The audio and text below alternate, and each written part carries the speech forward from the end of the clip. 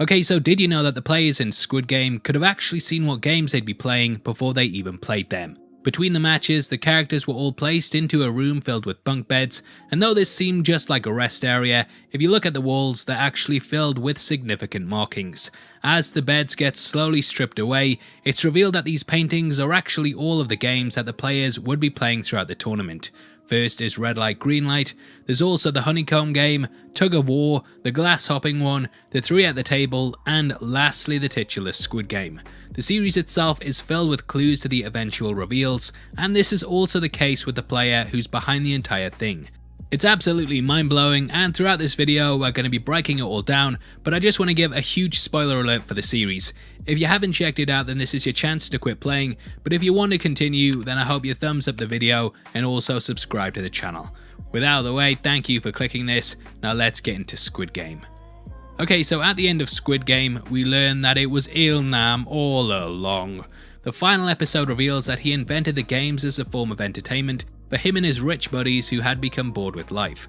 We learn that he had actually got involved in the one that we see in the show because he was dying and wanted a final bit of fun in his life before it was too late.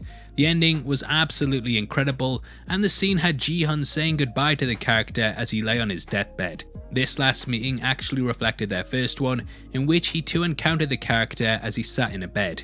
It was a pretty big twist that pulled the rug out from under your feet, but eagle-eyed viewers might have spotted early on that there were several clues pointing towards his true identity.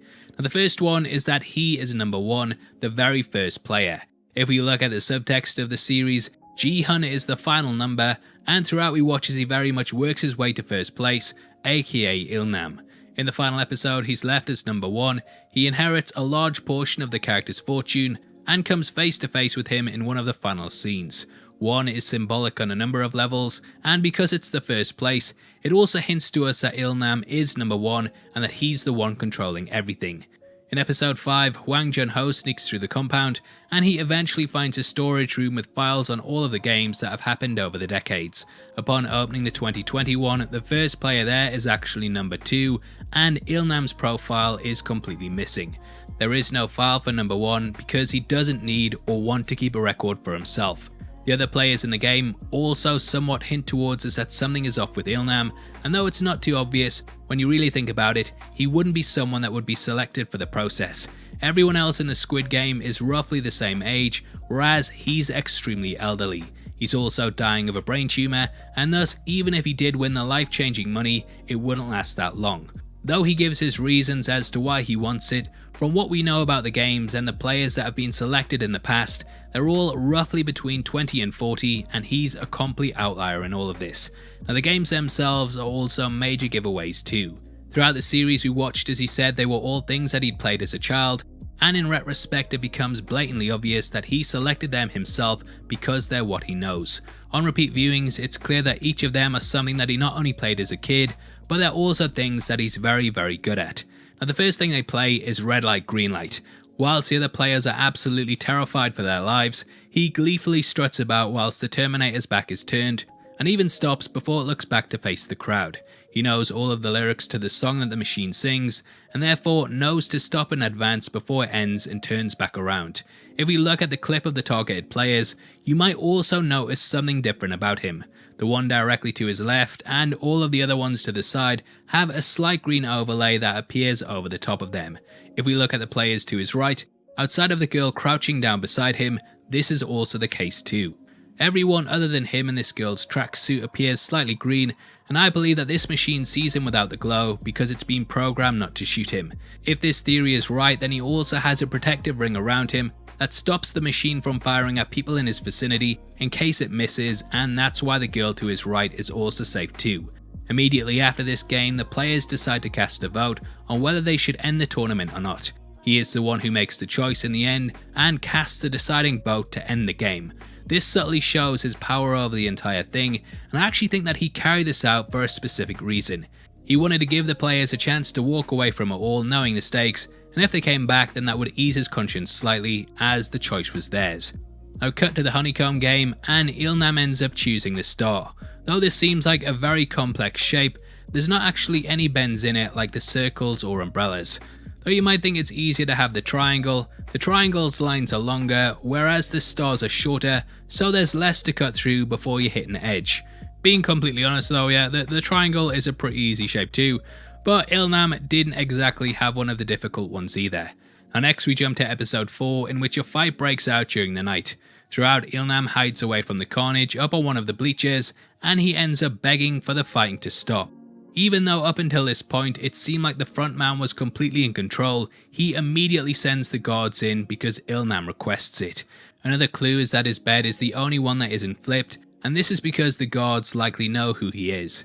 Next they play a game of tug of war, and because of their players it seems like Ilnam's team are about to be sent to their deaths.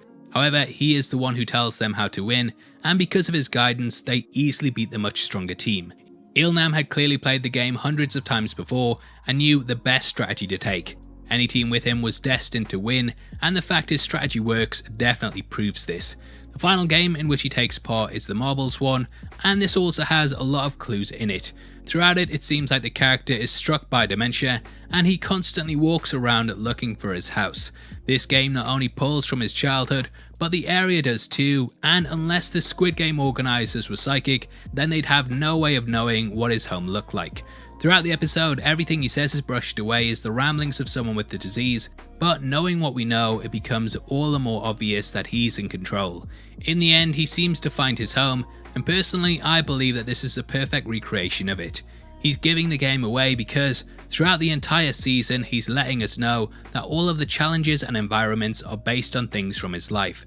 He lets Ji-hun win, and the character is then seemingly killed off camera, but we know that isn't the case.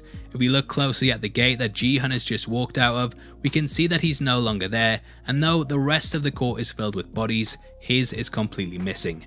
Now knowing what we know, a question you may have is why did Ilnam end up leaving the game at this point when he was still invested in playing? Well, the next game is the deadly hopscotch one, and this is by far the most unpredictable of the lot. If he didn't end up getting put in last place, then there would be a danger that the person behind him could push him to his death, like what we see in the episode. There's also the possibility that due to his brain tumour, he may have forgotten along the way which glass to step on, and he simply couldn't risk it. Now that is of course a theory, but overall, going back and knowing what we know, I actually think the series becomes better on a second watch. Now obviously I'd love to hear if you spotted any other ones below, and if this is your first time here, then I hope you enjoyed your trip to the Heavy Spoilers show. We are running a competition right now and giving away 3 copies of the Zack Snyder DC trilogy, and all you have to do to be on the chance of winning is like the video, make sure you subscribe with notifications on, and drop a comment below with your thoughts on the video. We pick the comments at random at the end of the month, and the winners of the last one are on screen right now, so if that's you, then message me on Twitter at Heavy Spoilers. If you want something else to watch, then make sure you check out our breakdown of Squid Game, which will be linked on screen right now. We've also done one for Midnight Mass, and both of those series are really good, so yeah, hopefully I see you over there right after this. If not, then thank you for staying until the end. I've been Paul, you've been the best, and I'll see you on the next one. Take care, peace.